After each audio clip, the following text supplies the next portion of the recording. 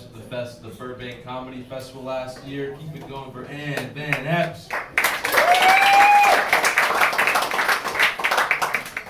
Hey guys, hey, hi, hey, hi, hey. Hi. Hi. Hey, hi, hey, hi. Hey back there, hi, hey up, hey back there, hey little girl, right there. You guys over there, hey. I made so many friends, I'm excited. You guys, my name's Ann and my pronouns are apparently ma'am. But they're actually she, her, it, and crystal. And my love language is live, laugh, leave me alone. So I have two best friends and they both had terminal illnesses. I think it's because I had issues with long-term commitment. They are now both dead to me. My one friend, he had AIDS. I'm sorry, he still has AIDS. We're just not friends anymore. But when we first met, he was like, "Yeah, just so you know, I'm not going to live for that much longer." And I was like, "Oh, that actually works perfectly for me." But then, like a month into our friendship, he was like, "Ann, I have good news. I went to the doctor and I found out I'm actually going to live till I'm 50. And I was like, "Oh, that's great. I'm going to have to terminate this friendship." And then my other friend, she had stage 4 breast cancer, and she didn't tell anybody, not even her parents. But she told me, which was a burden. And like a year into our friendship, she was like, "Ann, you know, I feel like I'm recovering from cancer because you make me laugh and it melts the stress away." And I was like, "Wow, I'm not even that funny, but I can cure cancer now." The first time this happened, I was 12 and my great grandma was on her deathbed. She was 93. And my dad made me come in and cheer her up, and I did a tap dance routine. And she laughed a lot, which was uncomfortable for me. That's not the type of performance, you know, it was supposed to be. But that night, my dad called me and he's like, "Honey, your grandma is gonna totally recover from old age because you made her laugh, and laughter is the best medicine, right?" And then 48 hours later, you guessed it, my grandma was dead. And my dad blamed it on me. He was like, "Honey, you got your grandma too excitable," and her heart stopped. So the first time I did stand-up comedy was actually at my dad's funeral. But you don't have to feel sorry for me, I killed. Yeah, I killed him. Right? I'm just kidding, he had a heart attack. Or did he, right? I feel like my great aunt thought I had something to do with his death because she's like super passive aggressive and she writes all the obituaries for the family. And she misspelled my first name, which is 3 letters. I messed that up. She actually misspelled my last name. And we share a last name. It was pretty uncomfortable. So I was walking down the street and I heard a screaming, like this cacophony of screams, and I was like, "What's that annoying sound?" And I look over and there were just a bunch of children playing, and I was like, "Wow, I guess I forgot what happiness sounds like."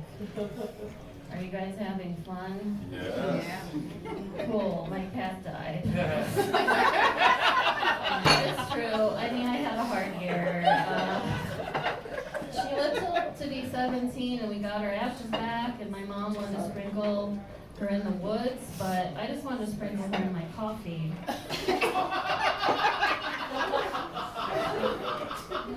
So we could spend the day together.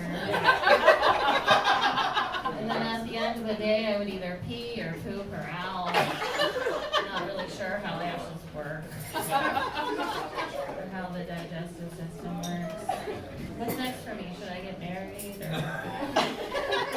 I actually got proposed too recently, so that was pretty cool. Thanks. I always feel uncomfortable saying good news. Just good stuff never happens to me.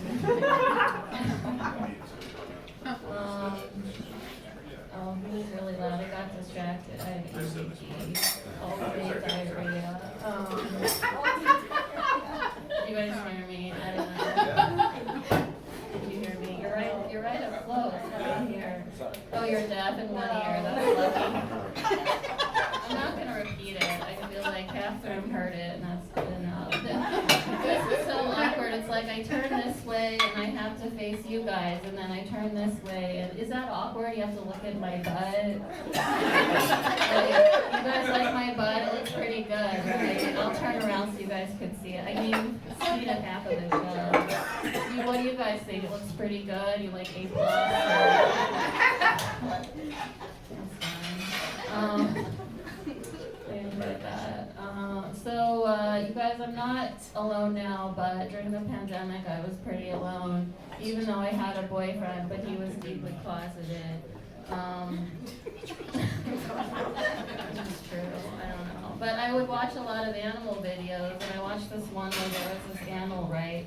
And he's like crouched on the ground. He rises up out of this mist.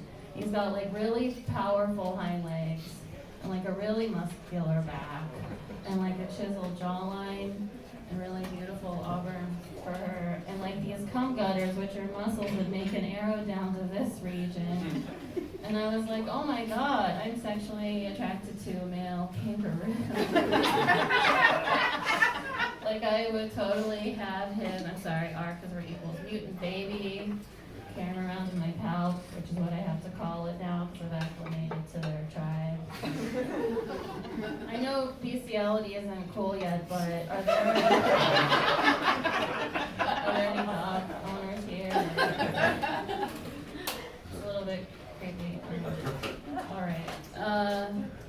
So, I don't know if you guys have seen this before, but there's this thing that kangaroos do where they stand in a pool of water with just their head popped out, and then they lure animals and people into the water, and then when you get there, they push your head down because they want a blowjob.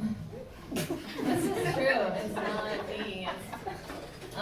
But yeah, and because their penis isn't a snorkel, you just die. What a way to go, right? Like, that's pretty awesome. Like, I would want my obituary to just talk about me, the way that I died from giving a kangaroo a blowjob. Like, nobody cares about your life, right? Have you read an obituary before? It's so boring, right? It's like, loving mother, loving wife. I'm like, I don't care about that. I want to know how the person died, right? Does somebody want to yell out their name and I'll do an obituary for you?